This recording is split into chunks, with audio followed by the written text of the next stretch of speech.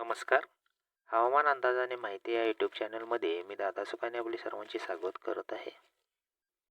येत्या 2 जानेवारी 26 मध्ये पर्यंत हवामानाचा अंदाज पाहूया.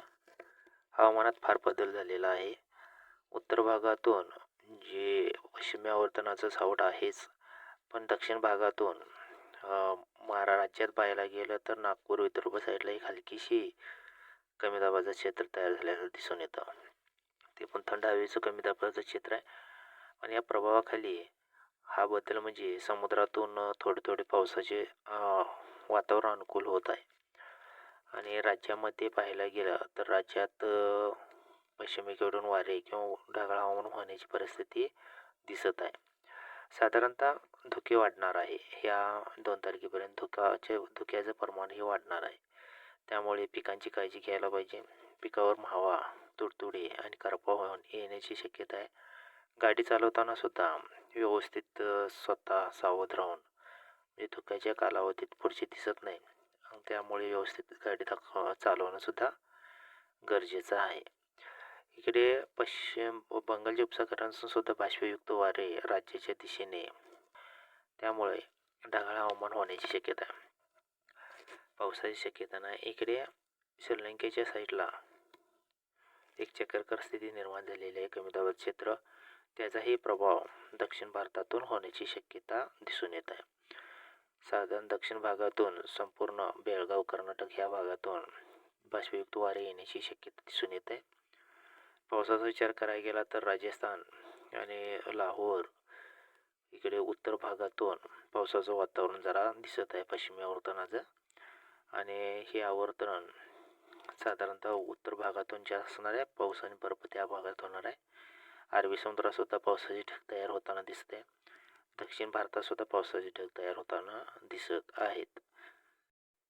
राज्यात पावसाची शक्यतो दिसत नाही आहे, का तर समुद्रातून पावसाची शक्यता दिसते आणि दक्षिण भारतातूनच पावसाची शक्यता साधारण दक्षिण टोकाला वाढण्याची दिसणार आहे. म्हणजे पाऊस तिथं त्या साईडला पडण्याची शक्यता वाटते. तर राज्यामध्ये ढगाळ हवामान होण्याची शक्यता आहे. तसेच पश्चिमी आवर्तनामुळे उत्तर भागातून सुद्धा ढगाळ हवामान होण्याची शक्यता आहे. जम्मू आणि काश्मीर या भागातून भरपूर वृष्टी पाऊस होण्याची शक्यता भागातून त्या दिसत आहे. राज्यात सुद्धा संपूर्ण राज्यामध्ये ढगाळ हवामान, उंचावरचे ढग म्हणजे धुक्याचं वातावरण होण्याची शक्यता जास्त आहे. धुके वाढण्याची शक्यता सुद्धा वाढत आहे.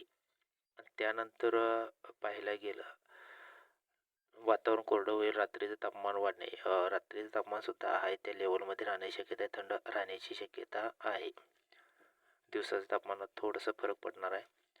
आणि राज्यातून ढगाळ हवामान असल्यामुळे राज्यात थोडासा गारवा पण जाणवेल. काही ठिकाणी उष्णता पण जाणवण्याची शक्यता आहे. काय तर ढगाळ हवामानामुळे गारवा होण्याची शक्यता दिसून येत आहे. पण मध्ये मध्ये उष्णता सुद्धा वाढण्याची शक्यता आहे.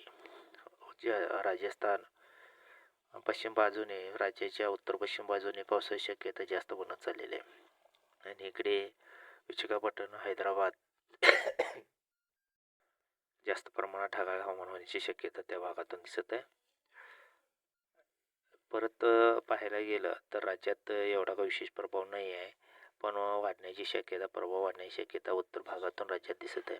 काही अंशी ह्याच प्रमाणात जर असंच जर राहिलं तर पश्चिमी आवर्तन किंवा अवकाळी पाऊस होण्याची शक्यता नाकारता येत नाही. रात्रीचं वातावरण पाहायला गेलं तर रात्रीचं सांगली जिल्ह्यात 13 सेल्सिअस तापमान राहण्याची शक्यता आहे. सांगली कोल्हापूरच्या बाजूला आणि किनारपट्टी साईडला 20-21 सेल्सिअस तापमान राहण्याची शक्यता रात्रीच्या टायमाला होत आहे.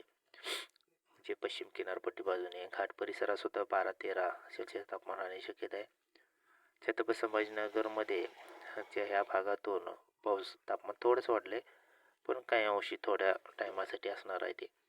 आणि एकंदरीत सर्वत्र पाहायला गेलं तर 13-14 सेल्सिअस तापमान राहण्याची शक्यता आहे. रात्री थंडी राहणार, दिवसात थोडंसं 29-30 सेल्सिअस. असेच नवनवीन अपडेट पाहण्यासाठी चॅनल सबस्क्राईब करून ठेवा.